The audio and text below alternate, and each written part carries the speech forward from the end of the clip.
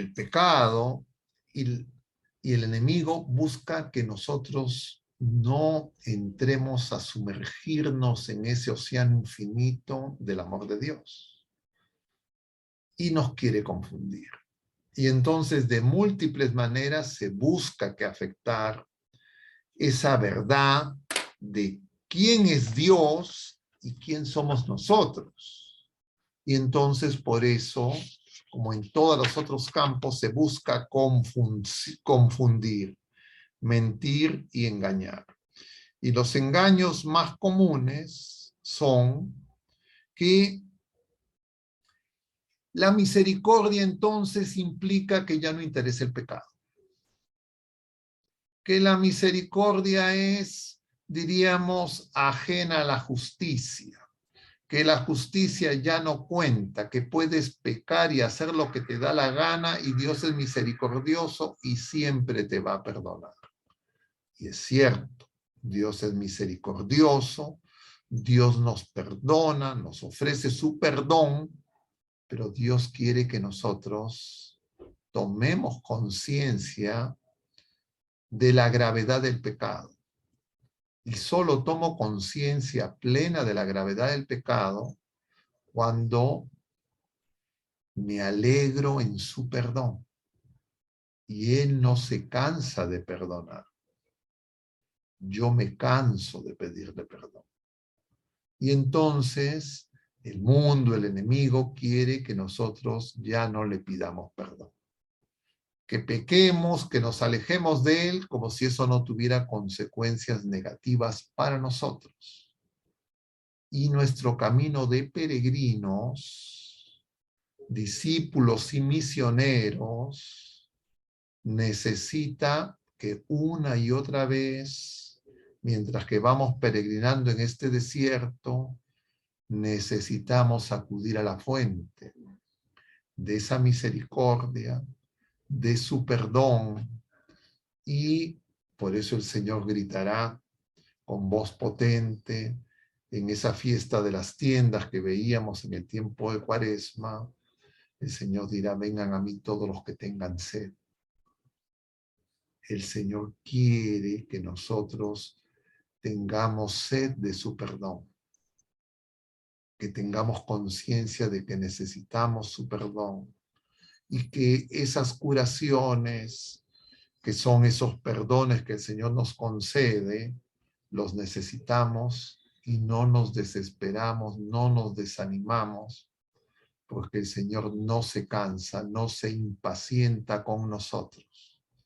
Nosotros somos los que nos impacientamos con nosotros mismos, incluso nos desanimamos y nos impacientamos con los demás. Entonces, la misericordia, según el mundo, llevaría a, bueno, entonces ya no interesa el pecado. Y eso sería banalizar la Pascua de Cristo. Banalizar los motivos de la grave enfermedad que es el pecado, que hicieron que Jesús, obediente hasta la muerte, subiera a la cruz voluntariamente para justamente ofrecernos el perdón y su misericordia. De otro lado, es también un engaño el que uno crea que ese perdón, que esa misericordia no nos alcanza. Que uno crea que nuestros pecados, nuestras miserias, son más fuertes, más grandes que el amor, el poder del Señor. Y entonces puede ocurrir que las personas crean que sus pecados no los van a poder dejar, que sus pecados son algo que son parte de su ser, no que son algo agregado. Y entonces, apurados, impacientes, podemos desesperarnos y creer que nuestro pecado es más grande que la misericordia, es más grande que el amor de Dios. O que nuestro pecado no va a poder ser cambiado. Que nosotros no podemos dejar algunos pecados. Y claro, eso implicaría que nosotros digamos, el Señor no me puede santificar. El Señor no puede hacer de mí una criatura nueva, no puede devolverme la imagen y semejanza que tengo con Él. Y entonces solamente me tengo que resignar a la vida de miseria que produce el pecado. Y entonces ya no acudo al Señor, ya me canso, ya no busco que el Señor, que sabe cómo, cuándo y dónde, quiere actuar en mí, pero quiere hacerlo con mi hágase, con mi colaboración, que es principalmente mi autorización. Y entonces eso lleva a otros dos problemas asociados. El problema de contraponer justicia y misericordia y el problema de contraponer verdad y caridad, o verdad y misericordia, porque la misericordia es la expresión de Jesucristo con nosotros. Y que nosotros, en la medida en que somos pecadores, también tenemos que testimoniar a nuestros hermanos. Y entonces es esencial, porque quien tiene en plenitud y nos manifiesta ese amor grande, inmenso, es Jesucristo, el Hijo único. Y nosotros estamos llamados también a ser hijos. Y lo propio del Hijo es que obedezca.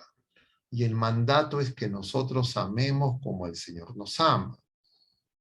Pero para amar como el Señor nos ama y no impacientarme, no reaccionar de manera virulenta y desesperarme ante mis propias miserias y las miserias de los demás, que muchas veces se manifiestan en el pecado de la ira, que es consecuencia de la soberbia, raíz de todos los pecados.